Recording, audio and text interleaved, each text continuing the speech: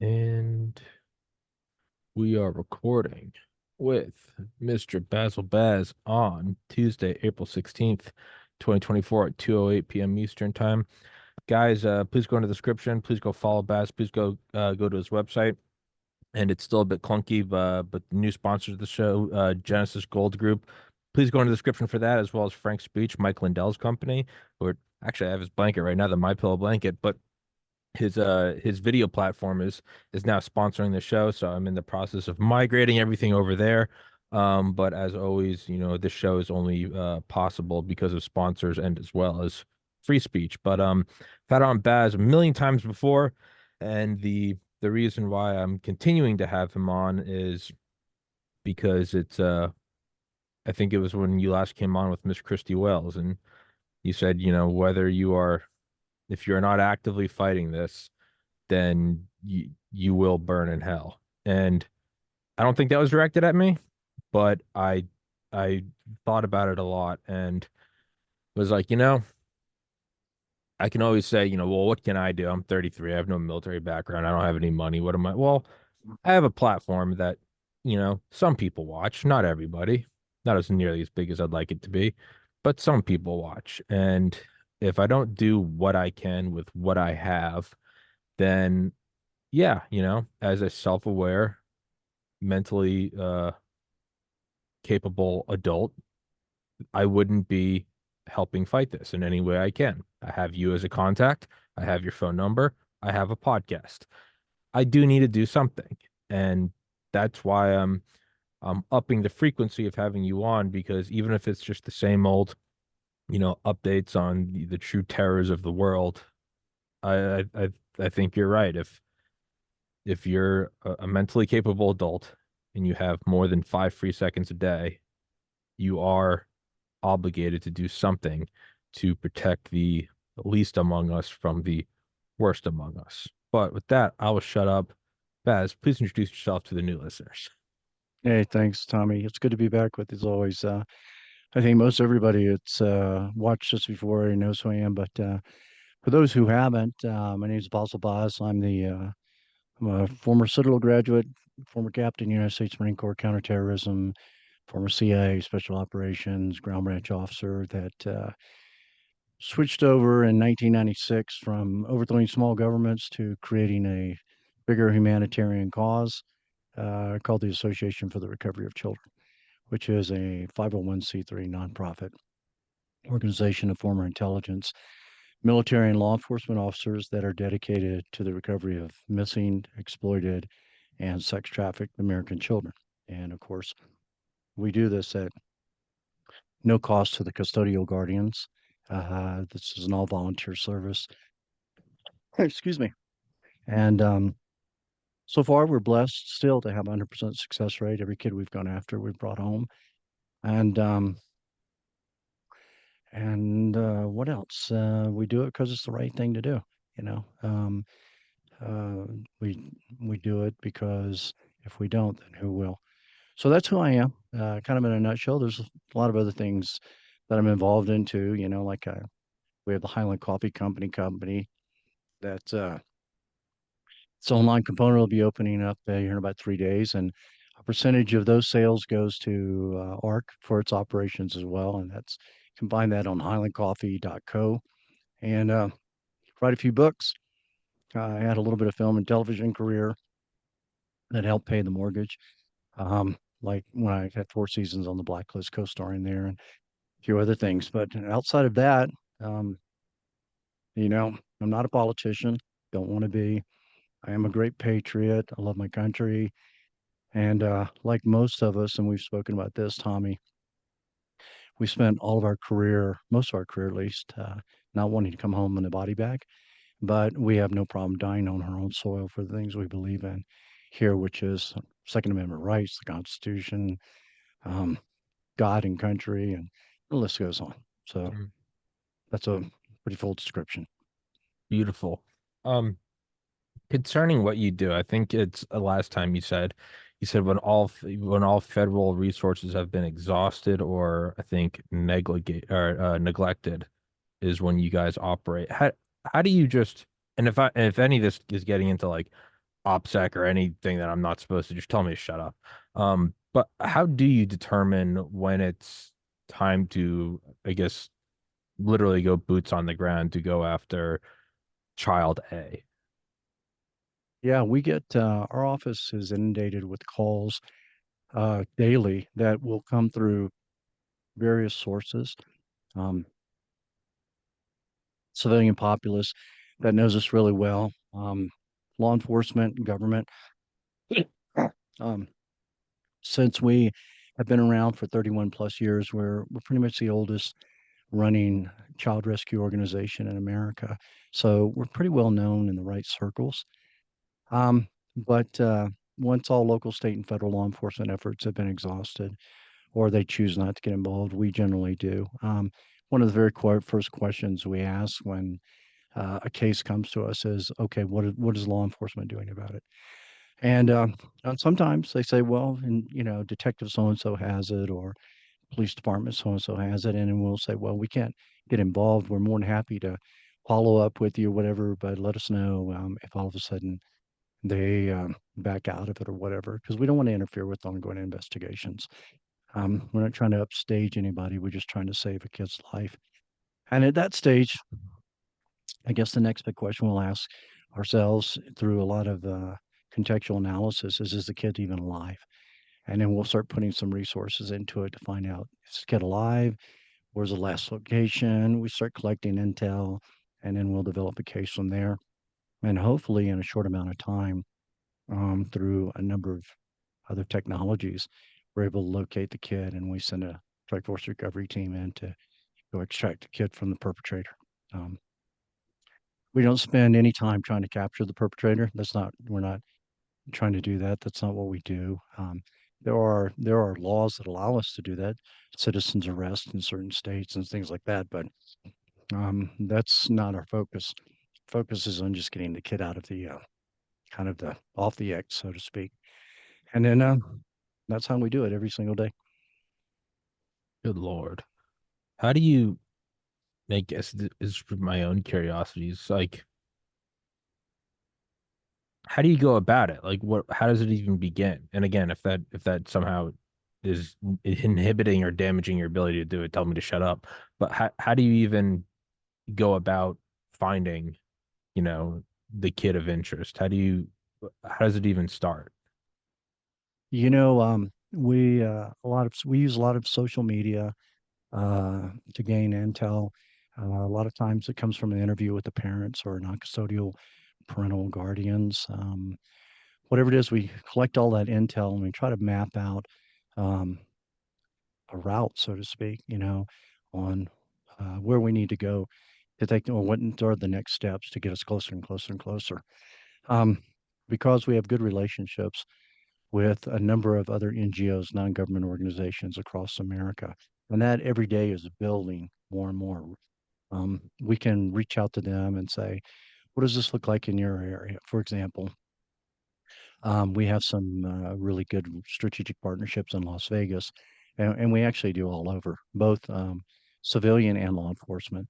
But we'll reach out to them and say, look, we suspect a kid might be here in your area. Could you look at all your facial recognition at all the casinos and tell us if you've seen anything, or have you seen this license plate, or whatever it may be? And that gets us even closer to it. A lot of times, if a kid has their phone with them still, and they're still um, texting or whatever it may be on that phone, we might be able to intercept that and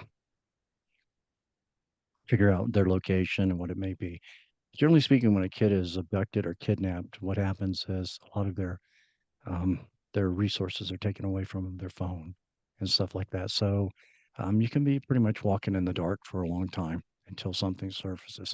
Outside of that, Tommy, we get into what we call tradecraft, and we're really not at liberty to discuss that with the public. Absolutely. Yeah, again, yeah, tell me to shut up. I don't know. I don't care. This is just my own curious mind. Um, in terms of just and for anyone wondering why, I'm kind of doing these questions is because we've discussed it in the past, and I know people are curious. People have brought up arc before and asked me, and I always tell him, I'm like, I don't know anything. I know Baz does it, and I've seen like a picture of Baz like with like nods on. I'm like, that's as much as I know. Um, but so it really is just kind of my own curiosities. When you say all local and local, state, and federal authorities have been or resources have been exhausted, what does that even entail? That generally would be a phone call to a resource or somebody we know, let's say at Homeland Security or the local police department or um, like State Bureau of Investigation, and just basically saying, "Hey, are you familiar with this case?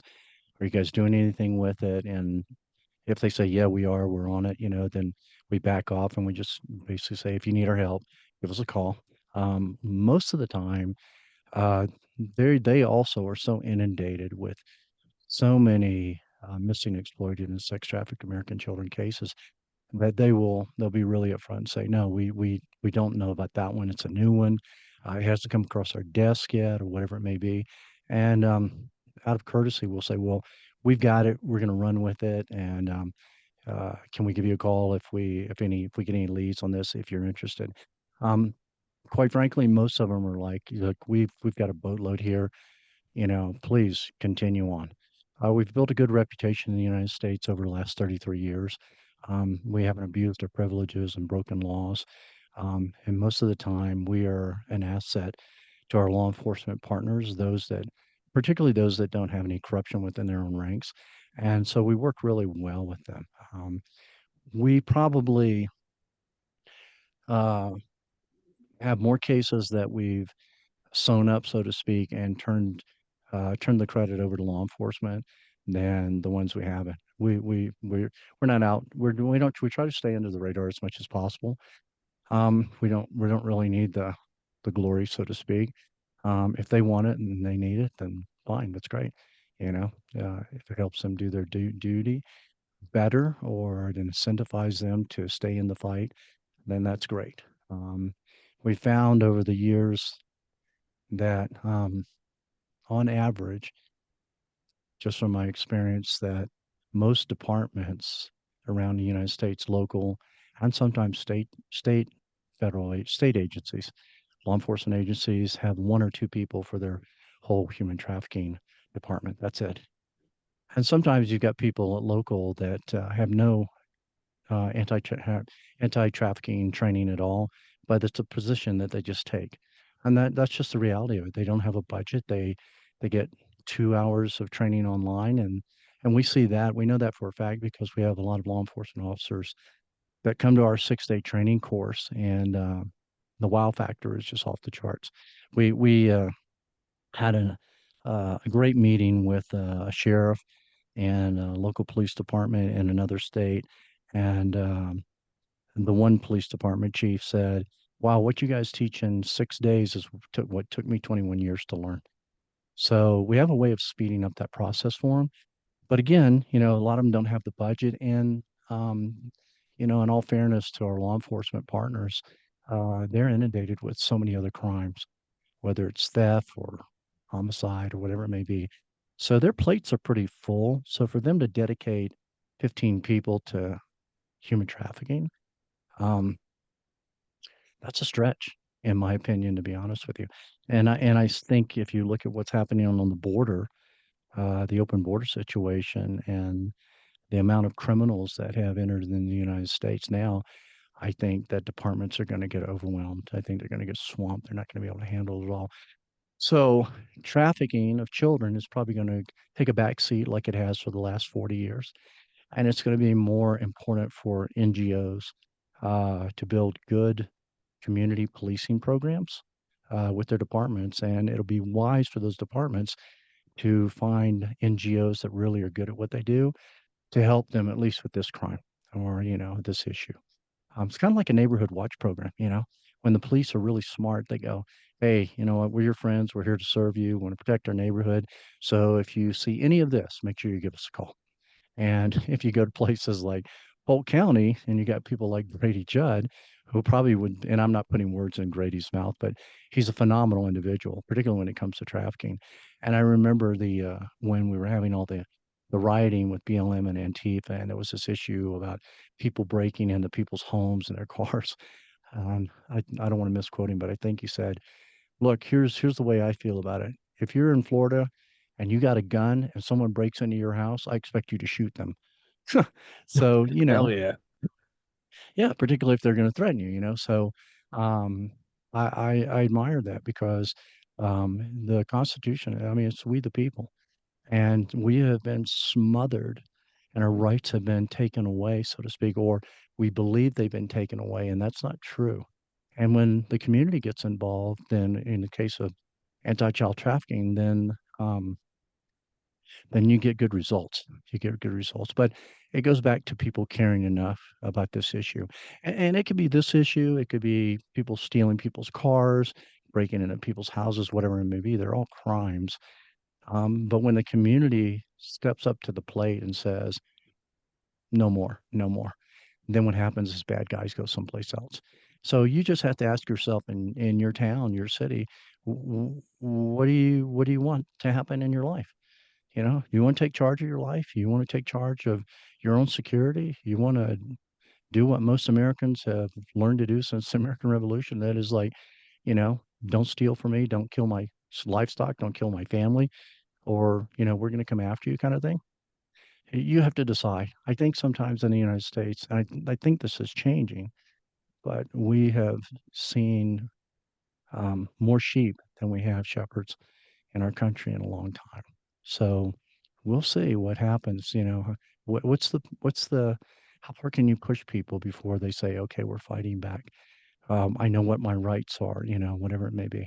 Hmm. So you've got people that are, sadly, we have people, Americans, that are afraid on both sides. They're afraid um, that if they defend themselves, that or they're afraid if they don't defend themselves, they get killed by criminals, and they're afraid if they do defend themselves and kill the criminal, that they'll be thrown in jail by a broken judicial system who won't defend them. So most Americans are between a rock and a hard place, so to speak. Hmm. So if you're king for a day, how do you go about? Because on one hand, so it sounds like the authorities aren't well funded or they don't have adequate, or it's maybe not even that. It's just they, like you said, whereas ARC is going after this specifically, you guys also aren't doling out traffic tickets. You're not, you know, responding to a 3 a.m. call about a drunk ex-husband, right? So they do have a fuller plate. Um, but then the other hand, it's like, the ever increasing size of the federal government, and that's something to be limited. So is this a kind of a case of, have your cake and eat it too? That these authorities need to be, I guess, have more staff, or does that get abused and does bureaucratic red tape tie it up so it doesn't actually do anything? Not that you have the answer, but if you're president and you have sweeping authorities, just what do you do? Yeah, well, I'll give you an example. Like in the state of Colorado where we live, Representative Scott Bottoms has been fighting to get stricter penalties against predators or pedophiles here in the state. And because the majority of our Senate is Democrats, and they refuse to push those stiffer penalties. And it's very frustrating. Here's what I've learned over the many years. When bad things happen to bad people, good flourishes. But if you've got people on the left, or this case, and in Colorado on the Democratic side, that are very socialist, liberal, left wing thinking kind of people, they just let crime run rampant, to be honest with you. They're always defending the criminals, and when I look at that kind of stuff, I think, man, anybody who really understands that the torture and the trauma that happens to a child by an adult, there's just no excuse for it. And of course they make excuses. They say, well, most of the time those predators, it happened to them, and so it's really not their fault. Well, you're an adult now, you know. That's not an excuse. You just don't touch kids. Just because it happened to you doesn't mean you do it to somebody else. And I'm not buying into that. So what have learned is that generally speaking, most of these Democrats here that believe that there should not be stiffer penalties for predators or pedophiles are they themselves could be predators or pedophiles. I just Mm, look at it that way. They are sympathetic to predators and pedophiles. So I view them as just as much of a criminal as I do the people that are out on the streets. Just because they're sitting up there in a political position doesn't make them any better, so to speak. But their decisions that they make certainly speak volumes of Hmm. who they are. I remember when we were going up against the weapons issue here, we literally had a Democratic senator who said, "We give God doesn't give you your rights. The government, we give you your rights."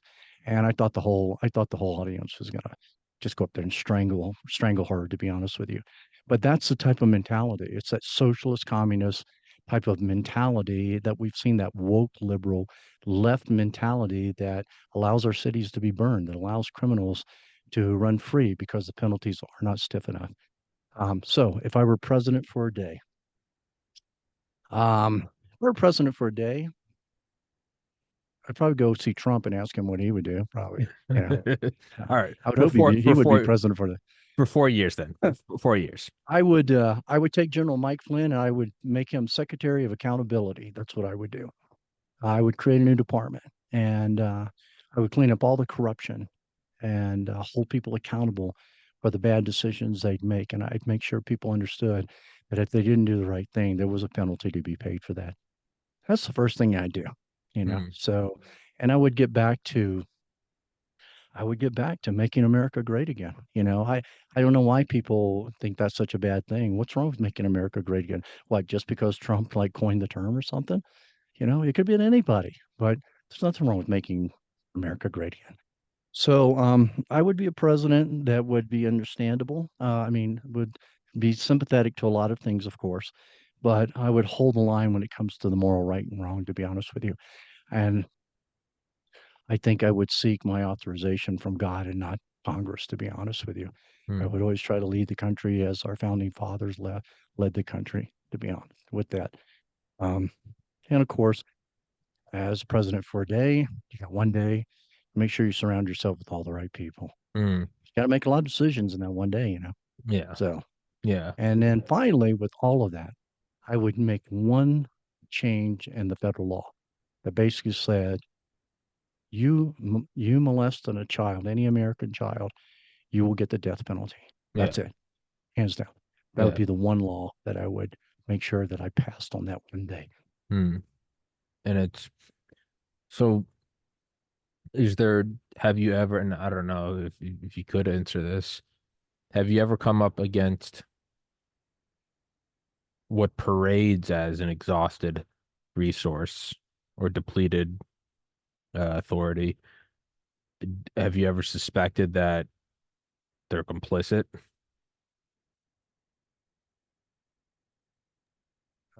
Yeah, actually, anytime I get a judge that rules lightly on a predator that's raped a child, let's so for example, one that historically that we always refer to was a judge. I think it was in Connecticut. I have to go back and find out what year it was, but we remember it because a uh, uh, a male had raped a 4-year-old girl in a garage, and he got 30 days in jail. That was it. So I don't understand that. So I think that judge was eventually removed from the bench because people saw the stupidity in that as well, and suspected him being a pedophile as well, or a friend of the person that committed the crime. So we know that through our investigations, and we can't fight all the battles, but we keep files stored away on evidence of people that are in positions of authority, that are complicit in these crimes.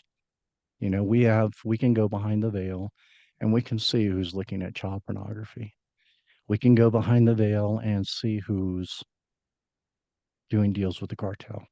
We can go behind the veil and we can find out uh, who's taking money off of some corrupt entity's payroll.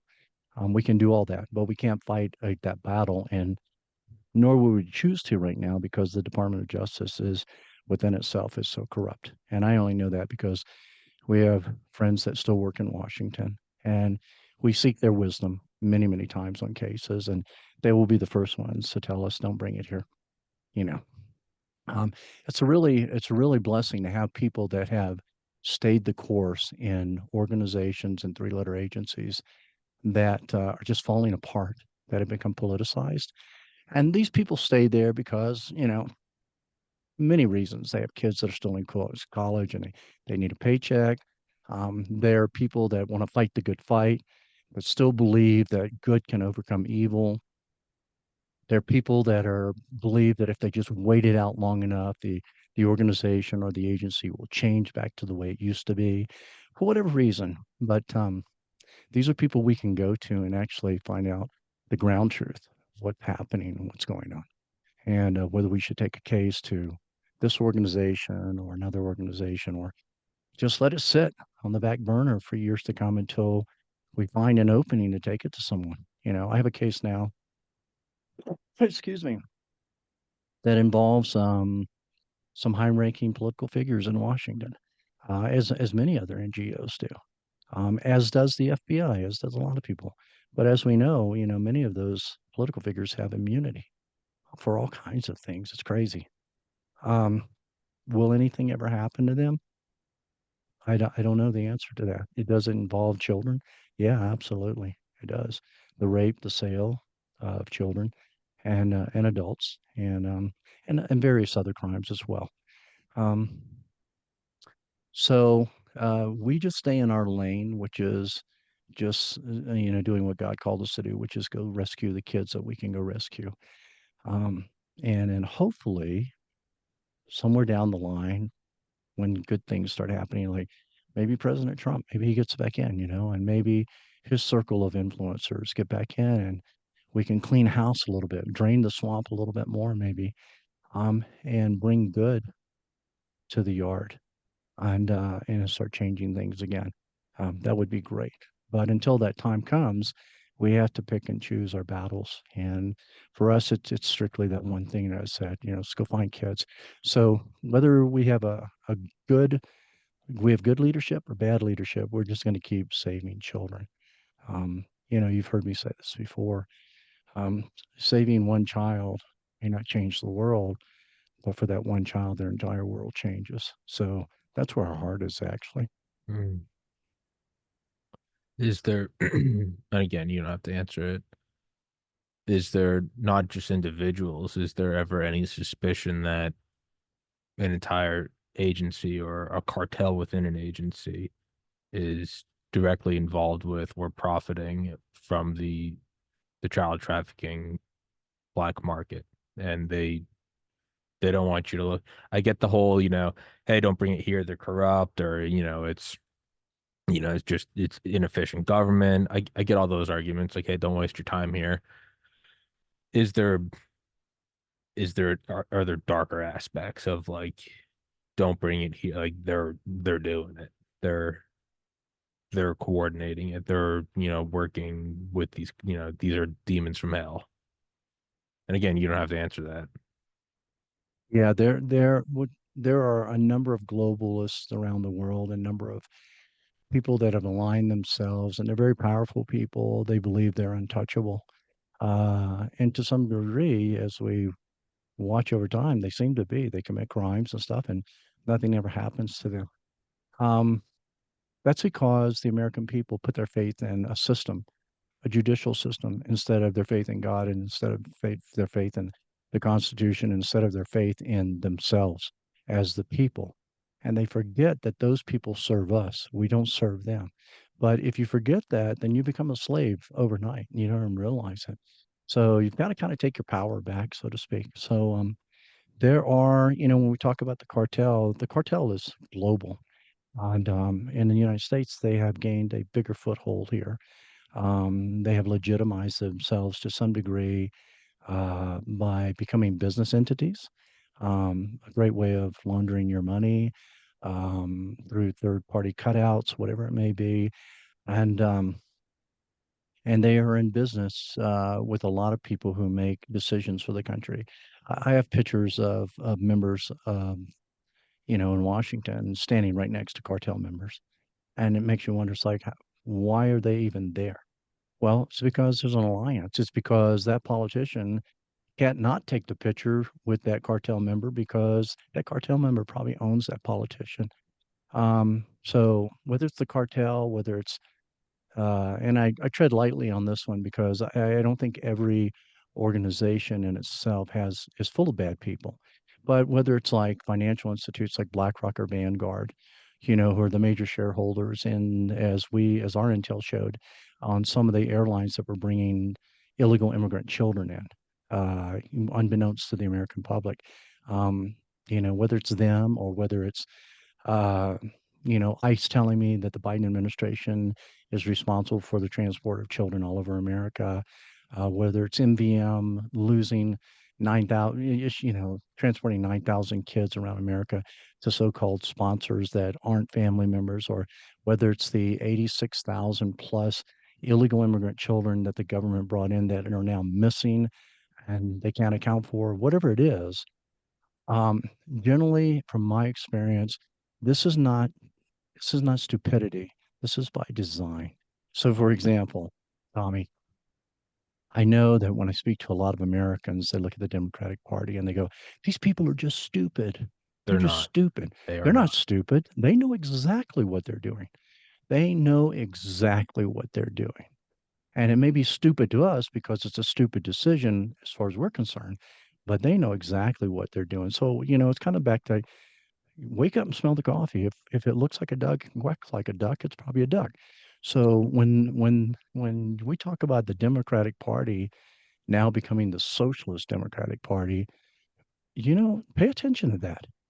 That's what they are. They're socialists, and they want to destroy the Constitution.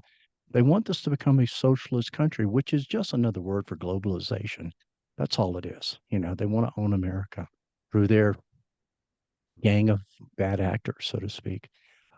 So a lot of these people, yes, indeed, are all part of what's becoming a global network of selling children as a commodity, and they make a lot of money off of it, whether it's child pornography, child sex slavery, and it's becoming far more sophisticated than it ever was before. They have a better way of hiding them. They transport them from point A to point B, whether it's by airplane, private plane, train, boxcar, trucks, whatever it may be, but it has to be organized. And people have to be on the payroll because you and I know that the average American probably wouldn't condone the trafficking of children. They think it's irrepressible. They just like, well, who could do this to kids? But there are people that are really evil and they don't look at it the same way. They look at it as a great way of making money. So with all those kids that came in the United States, number one, illegally, it's probably not their fault because they're children. But the question is, where are they, and what's happening to them? And I suspect over the course of the next 5 to 10 years, we'll find more of them being put into the sex trade and the pornography, whatever it may be. Some of them, we know because we've interviewed them, are actually going to work for the cartel.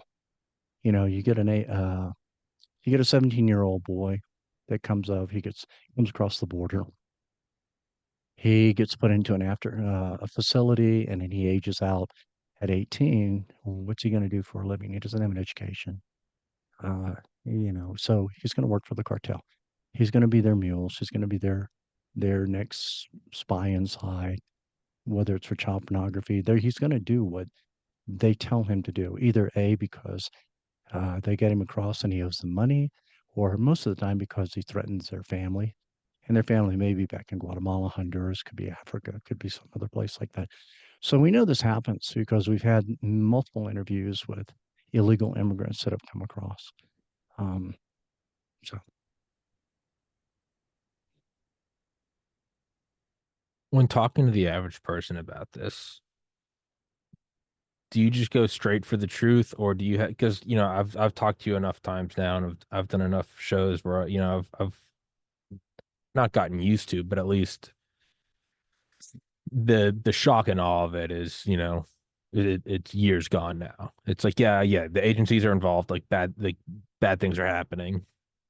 When there's someone who's just, say, virgin ears, how do you go about do you just go straight for the truth, like, hey, this is what's happening, or do you fear that there's like a if you just go in from 0 to 100, I mean, does that risk them just sort of dissociating and eyes glossing over and just none of this is real, it's too bad. Just kind of curious. Yeah, a lot of people I don't even speak to about it, to be honest with you, Tommy. They can't digest it. They're so wrapped up in just their daily lives. If you look at a bad economy, they're just wrapped up in just trying to survive now. It until it lands on your doorstep, it doesn't become a reality. It's I was looking at the increase in crimes and the Biden administration talking about how crime has been lowered, and that's not the truth. What's happened is um, the Biden administration intentionally notified law enforcement departments all around America not to report crimes. So if you're not reporting crimes, it doesn't look like crime's increasing. Yeah. So that makes them look really good. But that's not the truth. After everybody in their neighborhood knows that crime's increasing and it's more violent than it's ever been in America. I was watching something the other day. It was actually on my phone, and it shows this um, security camera outside of a house, and you've got four or five, looks like gang guys trying to steal the guy's car out of his driveway. And they're yelling at the guy, going, "Don't come out. We'll kill you. Don't come out. It's not worth dying over a car. Don't even come out of your house. I'm in, I'll kill you." And so the guy's not coming out of his house. And there's no police responding, and whatever it may be. So they've gotten really bold. And so I want to encourage Americans, not to be a bunch of candy asses, you know. Stand up for your rights, because guess what? Today they steal your car. Tomorrow they knock on your door and go, "You better open your door, I'll kill you." And you open your door. And then the next day they rape your wife and they take your children and they take everything, and they don't stop. They never stop unless the target's too hard. So we're seeing that all across America. We're in that network of players that monitor the crimes that are increasing, because one of the crimes is, of course, child rape also. So I think most Americans realize that. So the question is, what are you going to do about it? What are we going to do about it in our country? And Americans have to take a stand. They've got to be brave and say enough's enough. Um, when it comes to all of that, I don't even know where I was going with that, Tommy. What's the question you No, no, asked me? no. We're Sorry about that. talking about how do you broach it with the average Joe? Oh, thank you, thank you, thank you. Um, I look at their face when I start to talk to them. And if it doesn't look like there's something they're going to want to accept or even hear, I don't even go down there. I just go like, you've been warned. This is happening. It's kind of like when you talk to people about guns. It's like better to have one and not need it than to need it and not have it. And you get people going, "Guns kill people." It's like guns don't kill people. People with guns kill people, and they'll kill you with a knife and a baseball bat and a car and a brick. Maybe you should address the issue as why people are killing people. It's not the instrument, it's the people. But yet we understand why when politicians go after guns, it's all because they want to infringe on your Second Amendment rights. You take guns away from people and they can't defend themselves against a tyrannical government. Hmm. That our founding fathers knew that whole thing. So we know what that issue is all about. But when you're talking to those people about having a gun, eventually it's like, okay, let me ask you a question. There you are, you're in your house and you got your two kids with you. And someone breaks into your house, and if you had a gun, you could defend yourself. But you don't have a gun now. So your kids get raped. Are you okay with that? Are you okay with that? I mean, even if it's not a gun, could you have stopped them with a baseball bat or a dog or something? The issue here is defending yourself. And so maybe it's just that a gun is to be a little more efficient. So maybe you ought to think about that. And then when I say, "Well, I don't ever have to worry about that," it's like, well, let me tell you about the crime in your city. And here, let me point out the last 15 illegal house entries that took place this month that, by the way, are only 4 blocks away from your house right here. And then they start to wake up and they start to think about it. But it's like anything that we have in our country, is that until it happens to you, you don't really get a wake up call. And then, and sadly, it's too late then. So not a lot of people think, they're not proactive Hmm. in our world. They don't think, when people put on their seatbelt, for their car. They do that because A, because they don't want to get a ticket, or B, because they really do understand that if they get a head-on collision, it might just save their life. That's being a little proactive, you know. So Mm. either way, whatever the incentive is to get them to do it, we try to get them to do it. So Yeah. I guess I didn't even mean to set myself up for that, but I guess to toot my own horn. Yeah, that's that's kind of the benefit I have doing these episodes with you is I have people who love my show. I have people who have come to, like me, and for the shows I do and, I guess some sort of authenticity or, I'll admit when I'm wrong or, whatever. I've tried to prove myself and have on video for 1,462 episodes that I'm really just trying to figure out what's going on and, you know, I don't try to shove my opinions down anybody's throat. You're there to make your own decisions. But so it helps when you know, it's like, am I doing a fear mongering episode about, say, the COVID jab? It's like, well, no, this is the guy that invented it and he owns the patent. Am I doing a fear mongering thing about the dangers of a nuclear reactor meltdown? Well, no, this guy works at a nuclear power plant or he assembles nuclear weapons or, you know, am I spinning a yarn about Delta Force. Like, no, here's Dale. Dale is in Delta Force. So it gets to the point where then it's like I have on Baz when we talk about this. I know at least within like my own family, like extended family, cousins, aunts, and uncles who all watch the show, they know me. I'm their nephew, I'm their cousin, I'm their brother, and they like my show. And so it's if A is A and B is B and C is C and D is D, and they go, yeah, no, Tom's a little weird, but he's not crazy. When I do an episode with you, all of a sudden you can't go, oh, that's clickbait or that's just somebody trying to scare you. They're like, oh wait, they every other show I do, they see like, no, there's some authenticity there. There's all right. If I have you on and you're talking about this and they see your background, I do think that at least in my limited circle, there is there is some power there because they can't reject this because they haven't rejected every other episode I've done. So if I have you on and talk about this, it is, I guess, my way of sort of, Trojan horsing it into people's minds. Yeah, like this is real. It's not something we can go, that's a movie. That's too evil. No, this shit's real. It's as real as it gets. Um, I don't know if there's really a question in there, but just yeah, that's I think no, no, probably one of the benefits. I think what people sometimes misinterpret as fear mongering is the fact that people are just actually just trying to share wisdom. You know, if you look at the show that you have, which is an amazing show, Thank you. and you look at bringing all the guests on, and you have guys like me on, we look, take a look at our backgrounds. I mean, we don't have the time and energy to just spread a rumor. Yeah, It's ridiculous. We got too many other things to do. So when we get an opportunity to come on your show, we try to share wisdom and advice and guidance because we care about our country. That's it. You know, and it's because we've been downrange and we've seen so many things that have happened and we've studied the history of our country and we've sought the advice and wisdom of those older and have gone before us. And I mean, we've lived a full life, and so, and interesting enough, and it is that most of the time we're right, and we're not right egotistically, not because we're right. It's because we base our advice and our guidance on so much evidence and so much ground truth. You know, I don't buy into this. There's just five different truths. No, there's one truth. yeah, Generally speaking, for everything, there's one truth about stuff. You and I have talked about this before. So we just share it, and kind of reminds me, takes me back to when when Trump was in office, and everybody kept saying that's a conspiracy, that's a conspiracy, it's a conspiracy, and interesting enough, all those conspiracies turned out to be true. You know, there weren't conspiracies. And now you don't hear anybody saying that very often now. You know, they get shamed. You know, it's because they tried to control the narrative.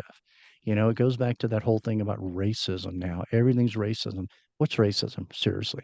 And you and I have talked about this probably 100 times, you know.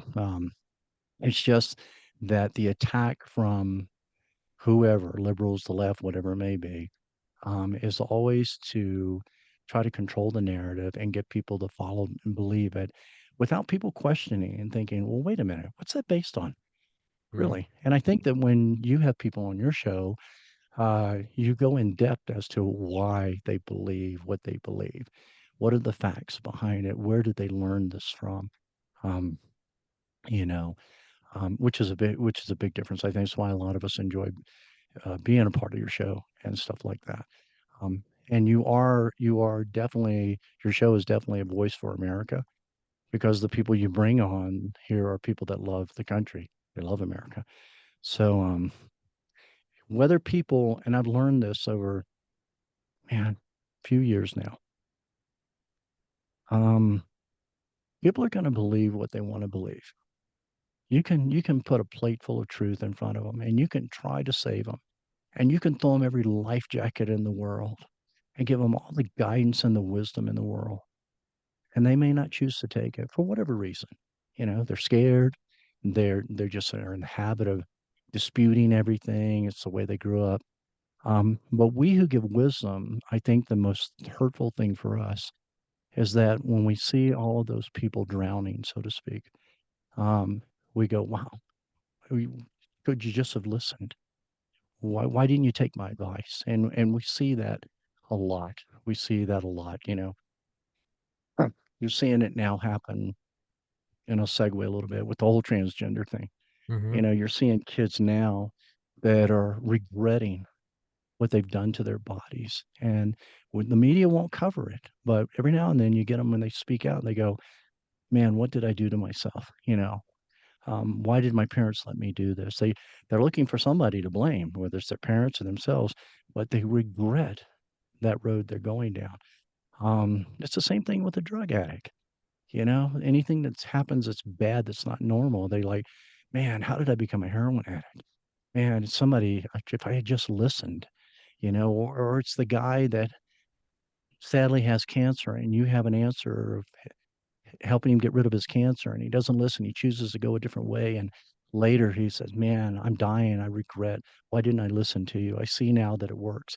I think, ironically, it is almost the story of God and Mm. some, not that I'm comparing us to God, that's not what I'm No. saying, but you know, God in the Bible is just gives so much wisdom on how to live a good, happy life. It doesn't say that we're not going to struggle, but it does say that God will be with us and we'll have strength and we'll overcome. And God provides so much guidance and wisdom to live a good life. And then we choose not to follow that because of our arrogance, our independence, whatever, or we're bigger than God.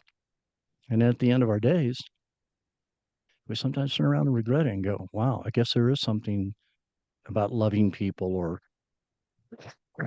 not murdering somebody or following the 10 Commandments or, you know, all that wisdom that was there, you know, it's Mm. not gossiping or whatever it may be, or not being a den of vipers and all that kind of stuff.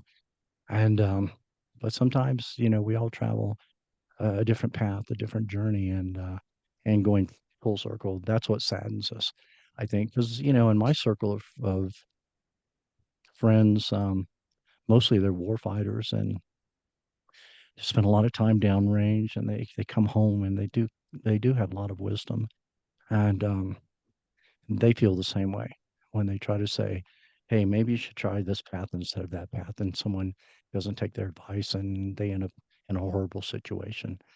And it's like, wow, there's another one, man. So after a while, it's not that you get callous to it, Tommy, but you just go, you just prepare yourself for it and you just Yeah. go, okay, here's another one that I tried.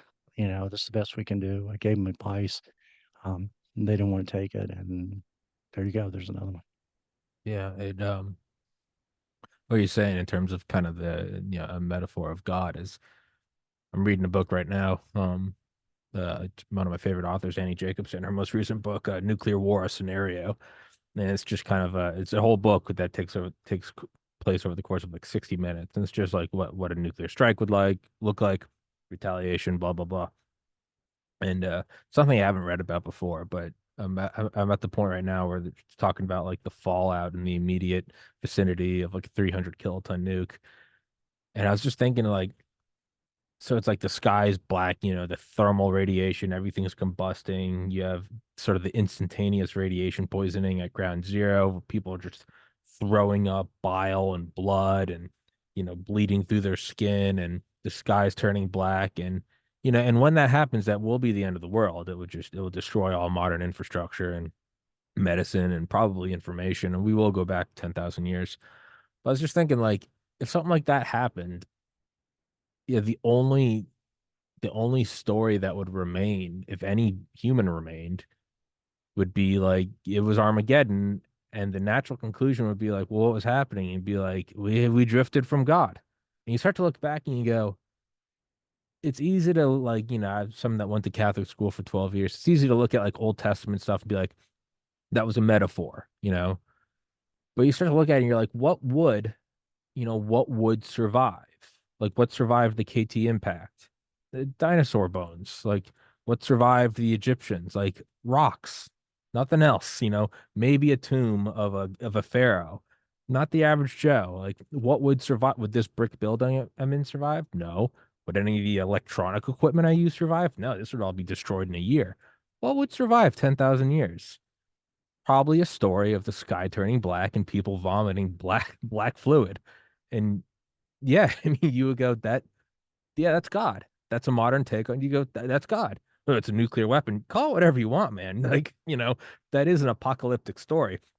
So yeah, I was just thinking of that. Like, yeah, this is, and if you associated the two, that we are now, more than ever, kids are going missing, and we're facilitating it, and we're allowing this into our nation. And if there was a nuclear war, would you be wrong in saying, yeah, no, we drifted from God. We started abusing the children among us, and that a 300 kiloton nuclear weapon from orbit was the modern millstone around the neck. What would you? I mean, causation isn't necessarily correlation, vice versa. But would you be wrong in saying that? And I was just thinking that this morning, like, yeah, I don't think you'd be wrong. This would be like this would be the Old Testament God smiting you. No, that was North Korean nuke. Call it whatever you want, right? This is much like you say, or Dr. Rose. I know you guys have chatted before. Think he was in Ground Branch. He always says, like I'll text him or something. I'll be like, "You're doing God's work, man," and he's always just like, "No, I'm just the instrument. It's God's hand." Well, what would the Yeah. inverse be? Would it be you're doing the devil's work, or no, I'm just an instrument. The devil's doing the work. Call it a nuclear weapon. I mean, this would be like retribution. So I don't really know where I was going with that, but yeah, that's Huh. just something I was I thinking think of. Like, I think you were saying left to our own devices, we're probably going to destroy ourselves. So, yeah, yeah, well, or yeah, it's funny. I heard something along those same lines, Tommy, actually yesterday, and I keep repeating it in my head. I don't know. I don't know if I don't know what it was a Christian faith, and I don't know where it was. It was a guy speaking. He was a Chaldean. I thought maybe it was a Chaldean priest, but he said, and it seems so true. He goes, I have given you, God said to the masses, I have given you a president of the United States that cannot remember his name because you, my people, have forgotten my name. it's not bad. And it was like, whoa, man. And it stuck with me, and it has stuck with me all day long. Yeah. And I think, because we have turned our face from God, and people go, well, I don't believe in God. God doesn't need your belief or your disbelief in order to exist. Hmm. The air, to you and I've talked about this. You can't see the air, but it's there and you breathe it and you're alive, and look at the universe, whatever you want to call God, the most omnipotent power in the world that was documented in the scriptures for man to learn from. We have turned our face away from God and forgotten his name. And we know our founding fathers of this country didn't do that. But because we have, it makes kind of sense. It's ironic that he has given us a president that can't even remember his own name. So Yeah. I thought it was kind of funny, but I thought, No, wow, no, it is good. kind of truthful too. So I think we do a lot of things to ourselves. I know God loves us enough and he doesn't want these things to happen to us, but I do know one thing, and you and I know this. Disobedient children find their way to the trenches, man, really fast, really fast. We as human beings have to have discipline and obedience to something in our life. And when we try to put that in our in other men or in ourselves, we fall short. I know of no man on this earth that has been able to save himself. No man. Hmm. God can, and I know the soul is eternal. And almost all my buddies who are war fighters that have been downrange know that life is eternal. And they know there's a God out there that's huge. They may not understand everything about God, but God loves us enough that He gives us guidance in His Word that helps our lives. And when we follow it, it turns out to be really pretty good. When we're disobedient and we want to go do it our way, it sometimes turns out to suck Hmm. like a big dog, man. It's like horrible. So it's just the story. We hear it all the time. We all know, a lot of people say, well, you Christians are all the same. You just believe. It's like, look, I wasn't always a Christian. It's not, and Same. most people weren't just born Christians. You know, they came to realization and the Holy Spirit and God spoke with them. And when I hear people say, you tell me, boss, that God speaks to you, I go, yeah, doesn't he speak to you? And they go, no, and I know. And I go, man, that's sad. I feel sorry to hear that. Wow. Because you have a good relationship and we speak with God daily. And so for those that don't want to believe or can't believe because they haven't fostered that relationship, they're really missing out, to be honest with you, on something that inspires us, empowers us, allows us to have power that's beyond human reality, so to speak, on a lot of things. But what it requires is obedience to our Heavenly Father to say, okay, send me. Where do you want me to go? It requires humility. And, we don't have to justify, we don't have to try to prove God. We don't have to want everybody to believe in God. You're going to believe what you want to believe. But without Him, most of the people I know that don't have Him in their life, they're miserable. They're lost. They're searching constantly. And for we that do know the Lord, we don't spend our days searching at all. And I think that was again, I always go back to this. I think it was one of the things our founding fathers latched onto. They were smart. It's throughout every thread of everything they ever wrote. So and so speaking about people not listening about stuff and going back to what you said, I remember when General Flynn was when Trump was in, he's the guy that put Iran on notice. And he told people, he said, you know what, you better put a stop to this right now. Well, look at where we are with Israel right now, Hmm. right? But nobody wanted to listen. Nobody Hmm. wanted to take the good advice. So Hmm. here we go.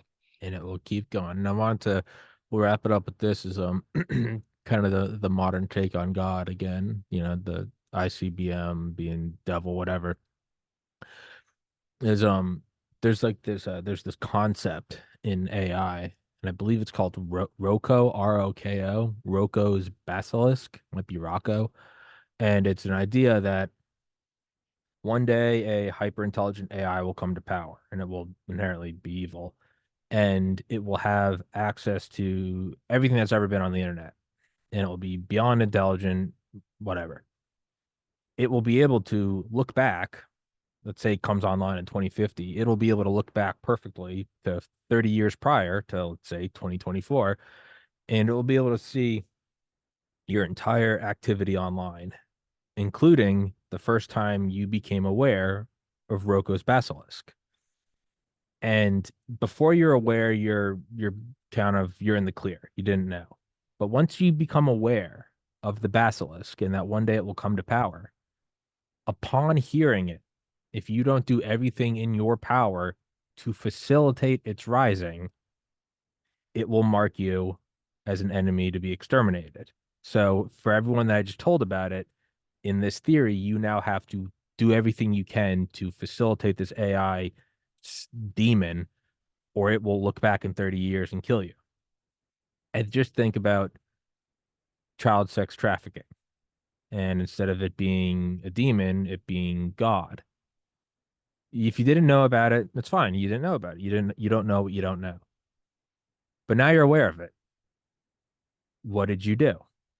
And that comes back to you saying, if you're not fighting it, you're going to burn in hell. And I just think, maybe I didn't know about it. Maybe it was tangential, but I do the podcast now. I know you. I know your background. I've interviewed people you've worked with. Yeah, I know you're legit. And I know what you're doing, and I know it's real. It's like, no, I have to do this now. I have to do this. Like, well, what can I do? Well, you have a podcast. You can never say that you couldn't do anything. Like, you don't even have to be a crazy person. Tom, you got to go grab a megaphone and go start yelling on a sidewalk. No, you have a podcast. You can easily slip this into your schedule. That's kind of how I look at it. I'm like, I have to do it now because if I don't, I can never say I didn't know, I didn't know anyone, and how could I have even gotten the message out? No, you know about it, you know Baz, you have his phone number, and you have a podcast. I now have to do it. Just a thought, Yeah. another side thought I had. For who much is given, much is required. Hmm. So that's how I look at it. It's like, Yeah. yeah, no, there's no. If I had, like, could I put on a lie detector machine and say, like, oh, I didn't know? Like, no, I couldn't, and I know I couldn't. So yeah. So the shows will Yeah. continue until morale improves. But Baz, let's wrap this one up. Guys, please go in the description. You can follow his Twitter. You can go to all of his social medias in there, as well as Arc. We go in there. I know you can donate. I know you can keep their thing going. And Baz, as always, thank you for your time, sir. Yeah, Tommy. God bless you guys. Thank you always for everything, for having us on here, and Of course. you enjoy the rest of your day. Okay. You too, sir. Thank you so much, Yeah. guys. Thank you so Take much care. for watching.